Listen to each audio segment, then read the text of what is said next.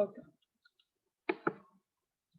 So when you want to convert integers from base 10 to binary, you will stop, okay, when you reach a number here equal to 0. So when you have 0 at this level of your division and you have remainder 1, you will stop. And then you can read your number from bottom to top, okay? Now when you want to convert, so as you can see, 0, 0, 0, then I stop at this level. While when I go from, so when you go from decimal, for a decimal number from base 10 to binary, okay, here you will multiply by 2 and you will stop when you reach here, when you reach 0 here, okay? So when you multiply 0 by 2 and you reach 0, then you will stop, okay? So here, for example, for 0.1, you can never stop because you will never reach 0 here. But you can say that I have a repeating sequence and it's never ending. So you can stop and deduce from your result that I will have 0, 0, 1, 1 that will be repeated. So no need to continue, of course, because you can stop just when you see the repeated sequence. Now here, for example, another example where you can stop. If I give you 0.125, you multiply by 2, you get 0.25. Smaller than 1, I take it as it is. I multiply by 2, I get 0.5. It's smaller than 1, okay? So I will continue, I take it as it is. 0.5 times 2 is equal to 1. So once you reach 1 exactly here, the next step, of course, will be 0. Okay, so you can just stop here when you reach 1. Because when you take 1, now we said that whenever you get a number equal or higher than 1, you should subtract 1 and take the remainder. So the remainder here, when you do 1 minus 1 is 0. And 0 times 2 will give you 0.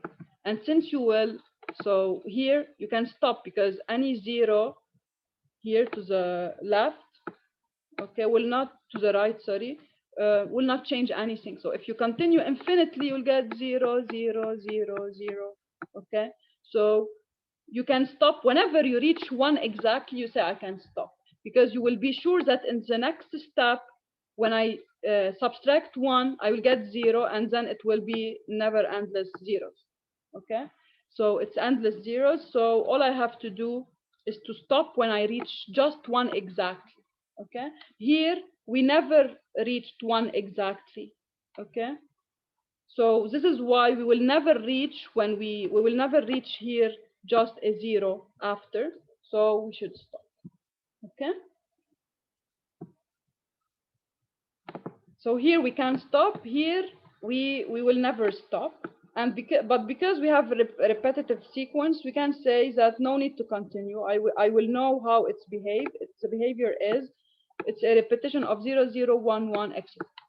Okay, while here when reading, okay, from top to bottom, I just put 0 point first, and then I read 0, 0, 1, and of course no, there is no meaning to put the other zeros because they don't have any significance. Okay,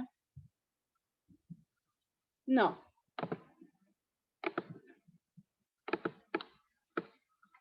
if I have, for example, 7.1 in base 10, I want to convert it to base 2. What I have to do is I will divide the integer and the decimal, each one separately. I find what is 7 in base 2, it's 111. And I find what is 0.1 in base 2. We have already seen this. And now all I have to do is to just, when I do the summation, I have, this is the integer and this is the decimal number. Okay, now I can give you any 2 terms to add. So if I tell you 6 plus 5, for example, okay, I want to find what is the value in binary. So you can do first the addition in decimal system, then convert it to binary. So if I give you any 2 numbers and if I give you 111, let's say, plus in base 2 plus 11 in base 2, you can just first convert to decimals because you know more the rules in decimal system. So you convert to decimals, you find So this is 7, let's say. Okay, and this is 11 in base 2 is 2 times, it's 1 times 2 to the power 1 plus 1 times 2 to the power 0. So it's just 2 plus 1, it's 3. Okay, so now 7 plus 3 is 10, and I know what is 10. I can convert now 10 to binary system to get the result.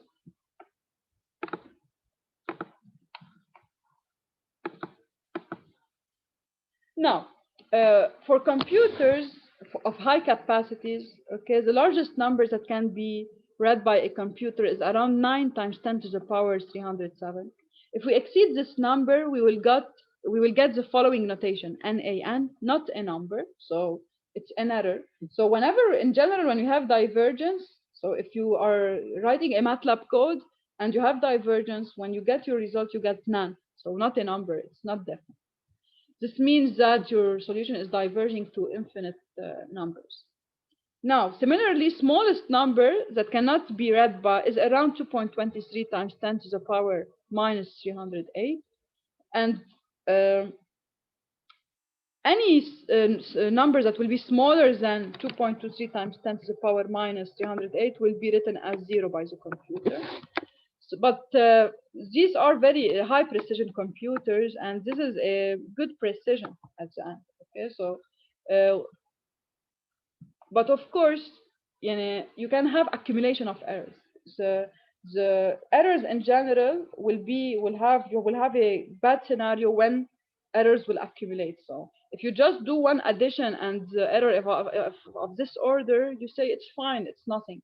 But when you do several operations, it can accumulate and give bad results.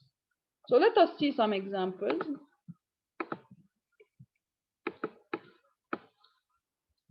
So here we will talk about machine precision, how to determine machine precision. Okay. So in general, we said that machine will work in base 2. Okay. So we can see here, for example, what is if we want to know what is the smallest number that can be seen by a machine, we can perform this operation. So we compute x1 over 2 to the power n. Okay. We do it for several values of n because we want to trap the precision of the machine. Okay.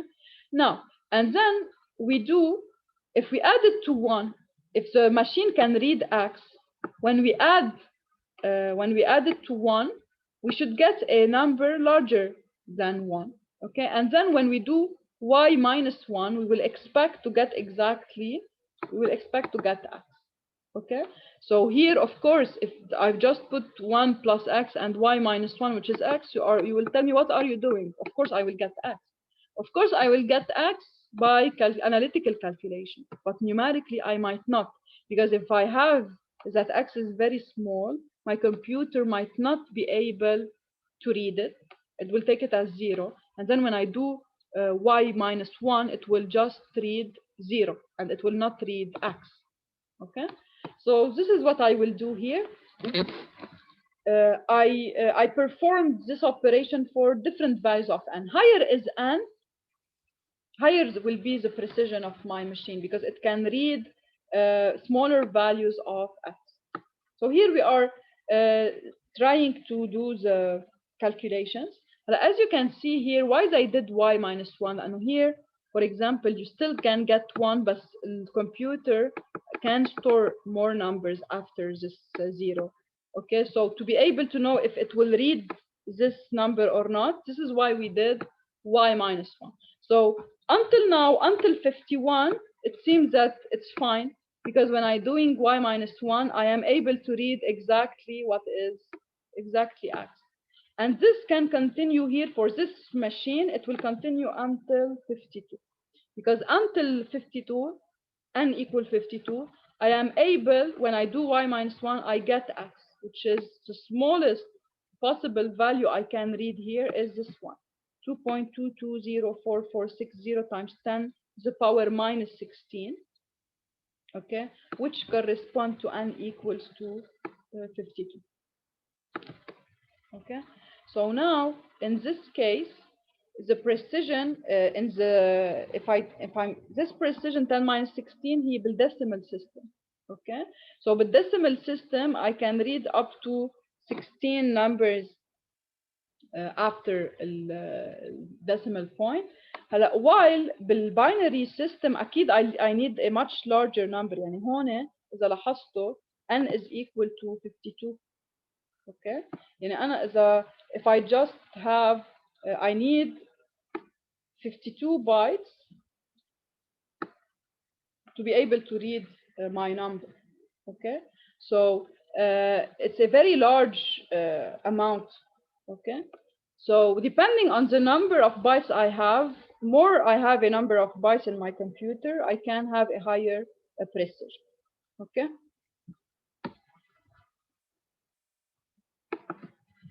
Now, so from here we can define the machine precision as following. So the machine precision, also called machine epsilon, is the smallest number for which 1 plus epsilon is larger than 1. Okay, so for MATLAB, nearly the precision is of the order of 2.22 times 10 to the power minus 16, while for Excel the precision is of the order of 1.78 times 10 to the power minus 15. And depending on يعني each machine will be characterized by a certain precision.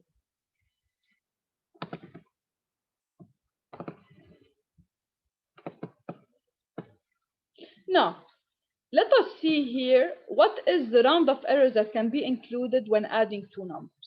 Okay, so when adding two numbers on a computer, they must have the same exponent. This is very important to know. Please, this is a very important idea. Whenever I give you two numbers, the first step to do is to write them in a way to have same exponent. So for example here, and the standard way will be, you take the highest number, it's if they are not of same order, this is, let's say, of order 10 minus 2, this is of order 10 to the power 0. Okay, so what you will do here, you will take the largest number between the two, which is 1.557, and you will write it in this way. You will write 0 point, and you take all numbers after the decimal point. So you have 1, 5, 5, 7. Then what should be the exponent here? It's times 10 to the power 1. And what you will do, you will also write this number with the same exponent. So you will convert it from 0.04341 to a number times 10 to the power 1, which will be 0.004341. So in any operation, the first step to do is to have the same exponent. So when you are doing the addition, so the first condition to have for a computer is to have the same, you are multiplying by 10 to the power of the same exponent. Okay, now once you do this, you will write your two numbers. So for my first number, since my computer can store only 4 digits, and of course when I say 4 digits, you count the digits after the decimal point. Okay, so my computer will read 11557 after the decimal point, while for the second number, which is now 0.004341, it can only read these 4 after the decimal point. It cannot read 41. So I will have a certain error here. So I will have just to truncate here. And when I do the addition, okay, I will get that the summation I obtained is 0.16 times 10 to the power 1, while the exact value is 0.160041.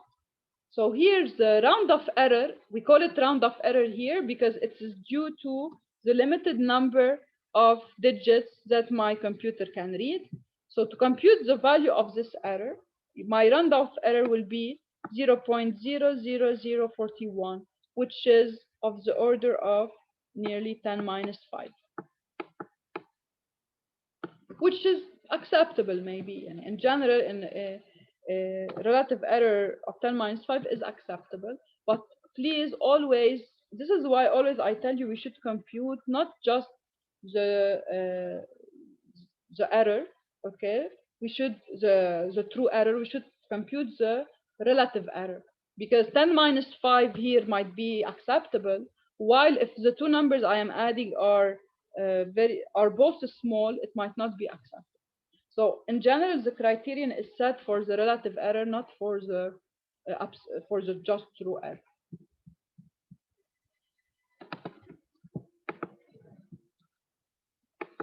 Let us consider another example. Okay, if I now take if I'm adding a very large number to a very small number here, I will have a trouble. I will have a problem. And this is why I told you sometimes error can accumulate and can lead to catastrophic results. And this is an example. So if I'm trying to add for my same computer that can only store 4 digits, if I'm trying to add 5600 to 0.01, as I told you, whenever I have two numbers of different order of magnitude, the first step is to have the same exponent for 10 to the power. So first, I will write 5600 as 0.5600. So I will need to multiply by 10 to the power 4. And now, if I want to express 0.01 in the same way, it will become 0. I should add 4 zeros. 1, 2, 3, 4, because I'm multiplying by 10, 4. So I should add 4 0 to obtain the same result. And then I add 0, 1. So now if you perform this addition on your computer, which cannot read more than 4 digits, your computer will not see this number. This number for your computer is 0. So you will, when you add A to B here, you will get 0.56 times 10 to the power minus 4. And so it's like you are not adding anything. It's like B is 0.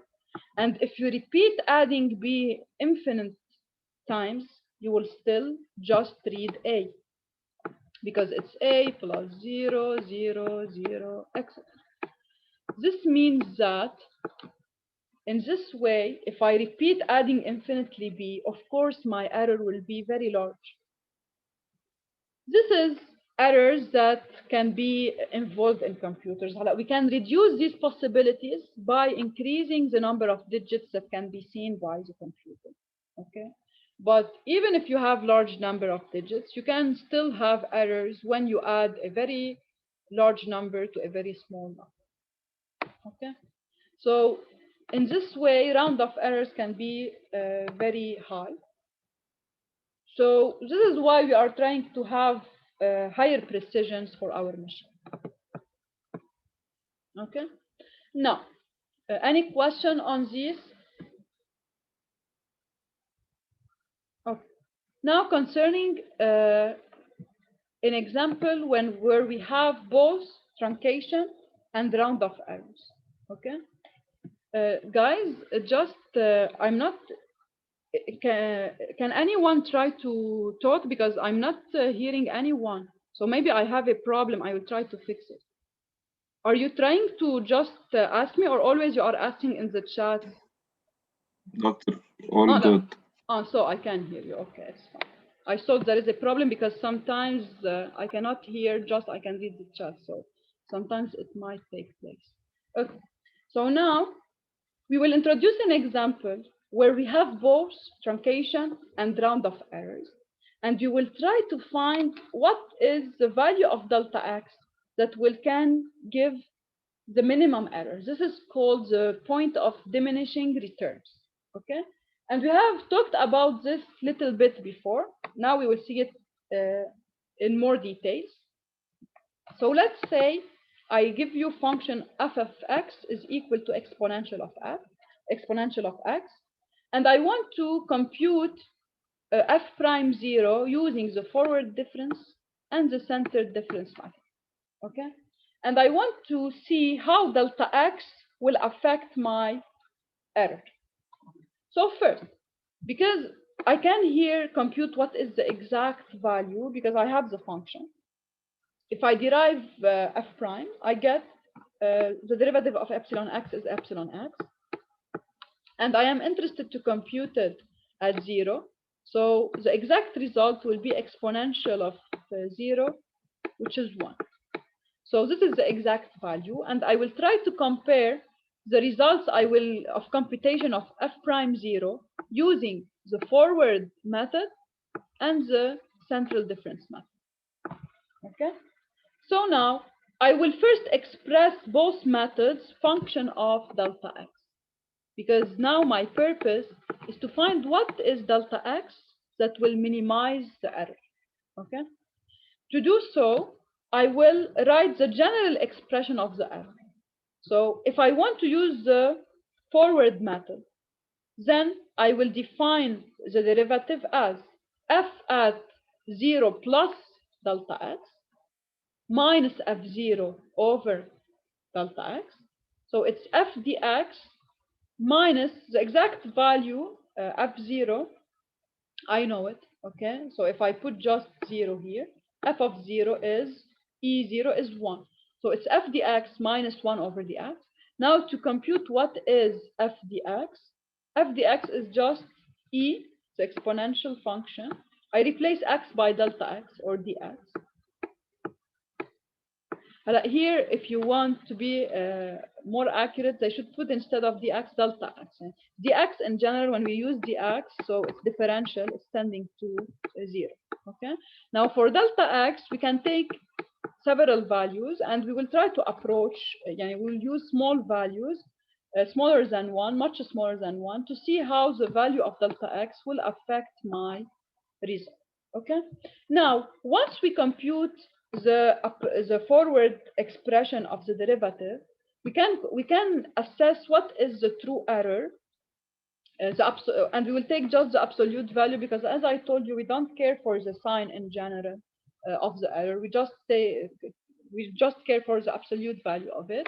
So if we want to compute the true error involved here, all we have to do is to subtract 1, which is the exact value of f prime, minus f dx, which is e dx minus 1 over dx. Okay, so this is the error involved, and just to find the error, I just should replace by delta x, the value of delta x. So now I can vary delta x, and I can see how delta x will affect my true error when using the forward scheme. I will repeat now the same procedure to see how delta x will affect the error for the central difference scheme. So now, from definition, how to get f prime at 0 using the central difference scheme, I have f at xi plus 1, which is here f at 0 plus delta x, because here we are taking xi to be 0. Okay, xi is 0. So when we want to compute xi plus 1 is just xi plus delta x, which is here, because xi is 0. Okay, so this will just give us 0 plus delta x, so it's delta x. Okay, and for xi minus 1,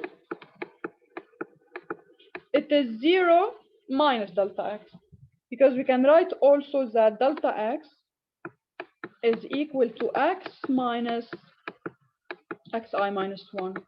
دكتور Yes, قصدك الدلتا اكس هي ال H مظبوط؟ هي ال H, exactly. Delta x هي ال step, okay, step that we are moving with. So here it's delta x because the function is function of x. لو كان عندنا function of time, h بتكون delta t.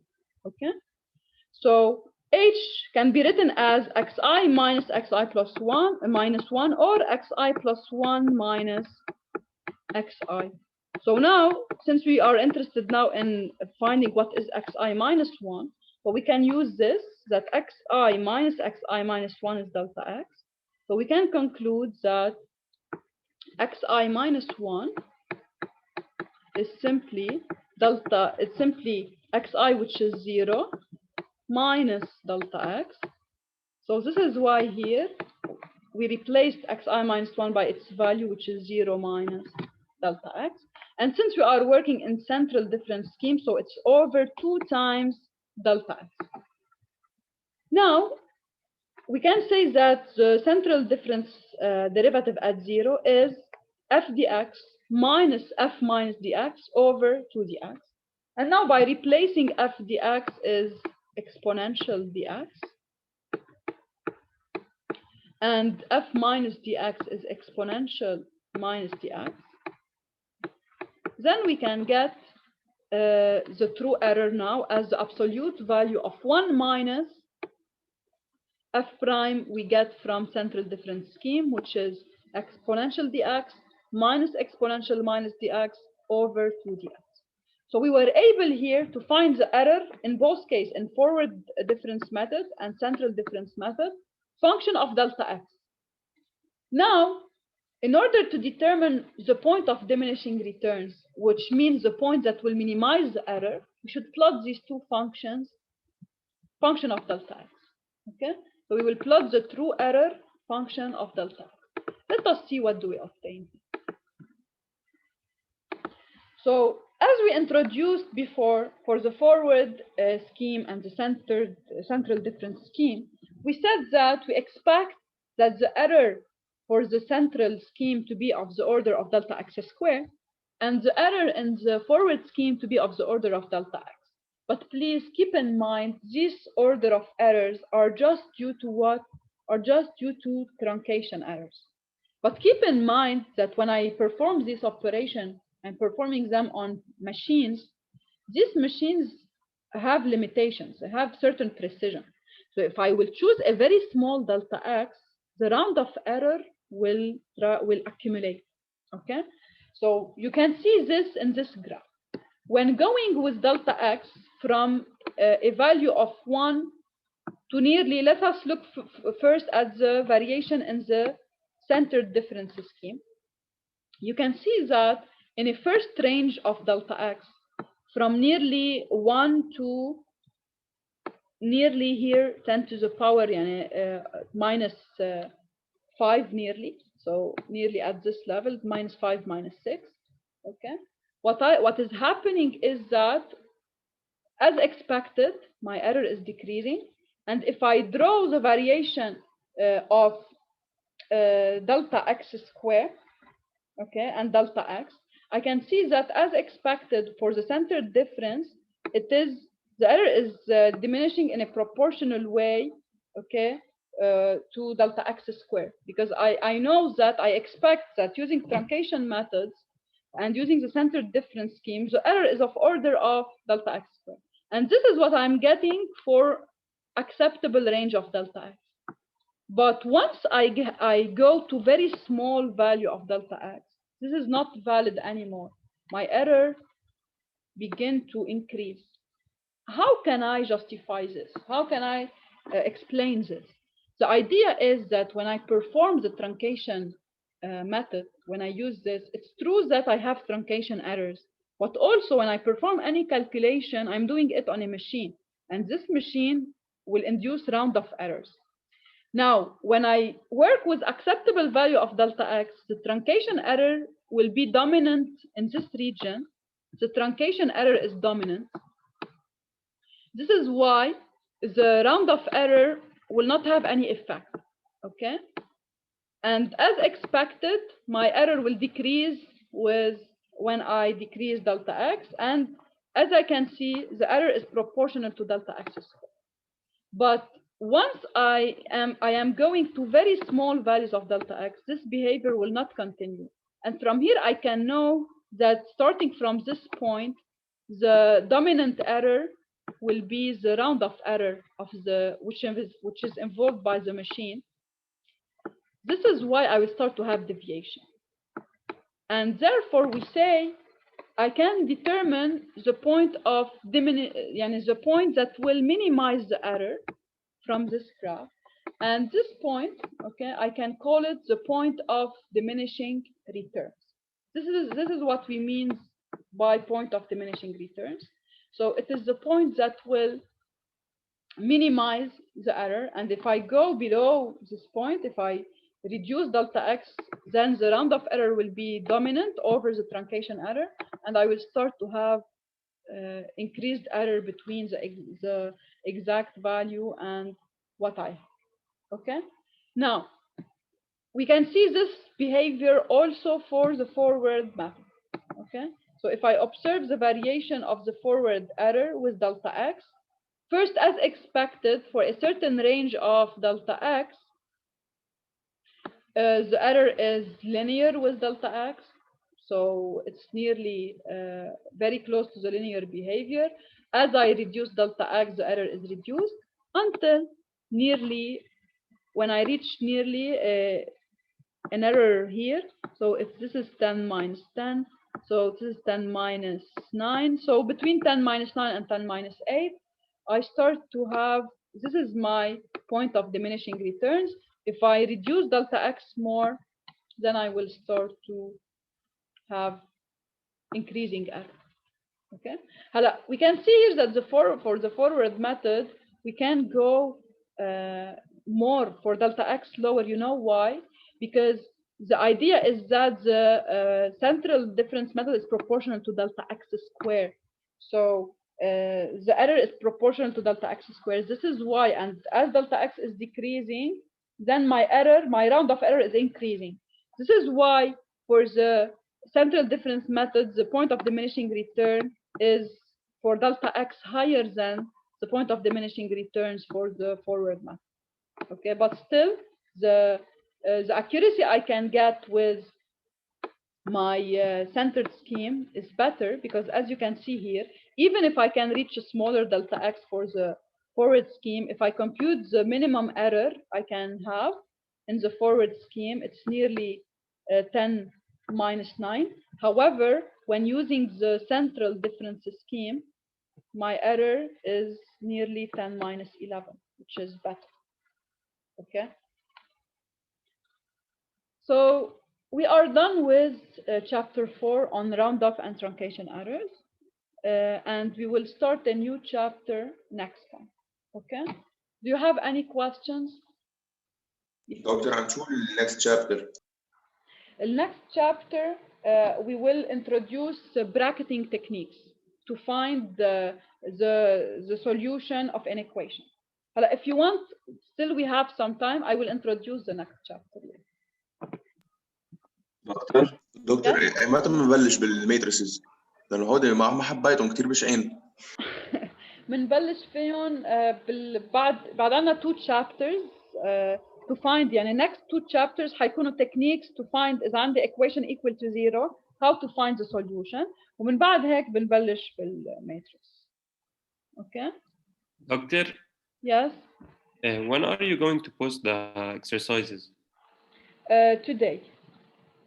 Today or maximum tomorrow. Okay. هلا exercises اللي ححطهم حيكونوا on everything that was explained until now. next week كمان بحط لكم problems عن الchapters اللي حيكونوا involved بالexam. Yes. يعني we will have for the exam chapter 1, chapter 4, 5 and 6. يعني we still have to cover 2 chapters. We'll cover them during يعني مبدئيا I expect انه Wednesday we will be done with the 2 chapters included for the exam. Like you will have enough time to study. Doctor, chapter 1 هو أول lecture صح؟ هو أول lecture، يعني هي mainly إذا بدكم we introduced the Euler forward method. So you are responsible of it. والباقي يعني we repeated it، يعني the techniques of derivative, the forward, the backward, the central difference.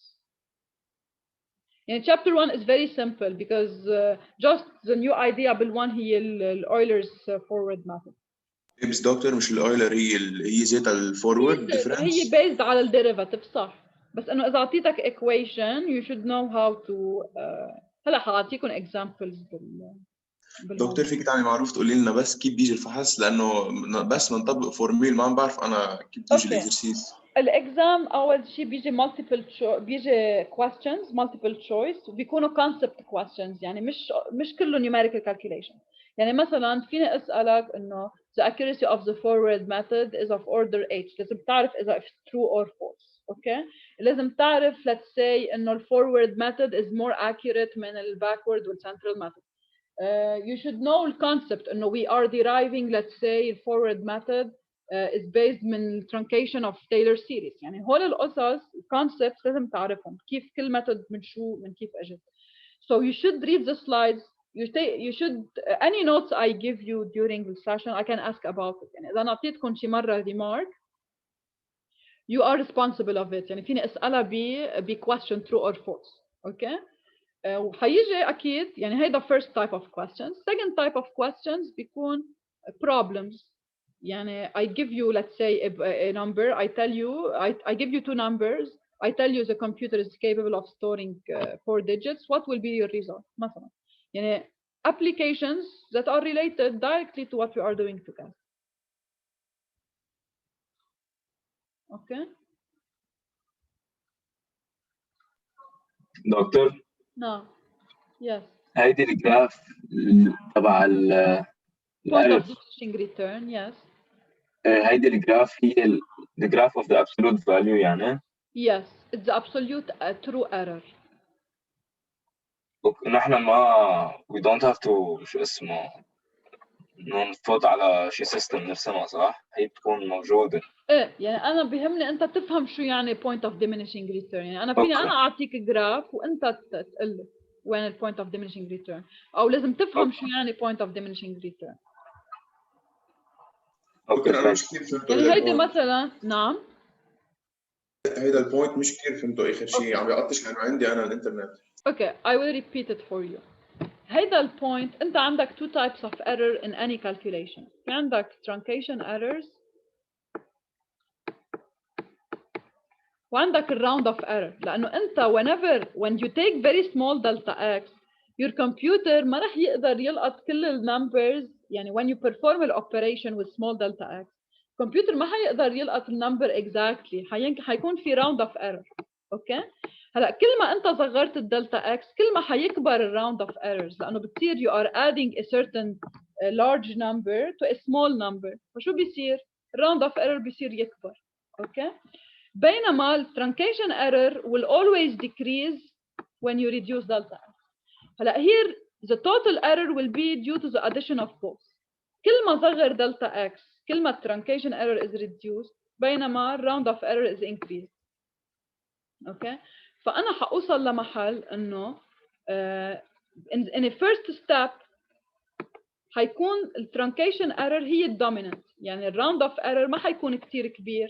It is acceptable and very small compared to the truncation error so that I cannot see its effect. يعني round of error in a first interval of delta x will not affect the result لأنه round of error حيكون أصغر بكثير من ال truncation error. بس أنت كل ما صغرت الدلتا x اللي عم بيصير إنه بس كثير تصغر دلتا x ساعتها you are adding a large number to a small number. والcomputer will not be able to trap هالإفكت فبس حيعمل ياخد a certain number of digits it will induce a large round of errors. فبما انه الراوند اوف ايرور صار عم بيزيد بسرعه اكثر بكثير من الترانكيشن ايرور ساعتها in a certain region after a certain point you will start to observe that الايرور will increase. يعني صار مين dominant على الايرور؟ الدوميننت term حيصير الراوند اوف ايرور لانه مضبوط الترانكيشن will always decrease but on the other hand the round of error is increasing for very small values of delta x which will induce increase in total error. البوينت اللي بيعطيك المينيمم ايرور هو اسمه point of diminishing returns. يعني انت من مصلحتك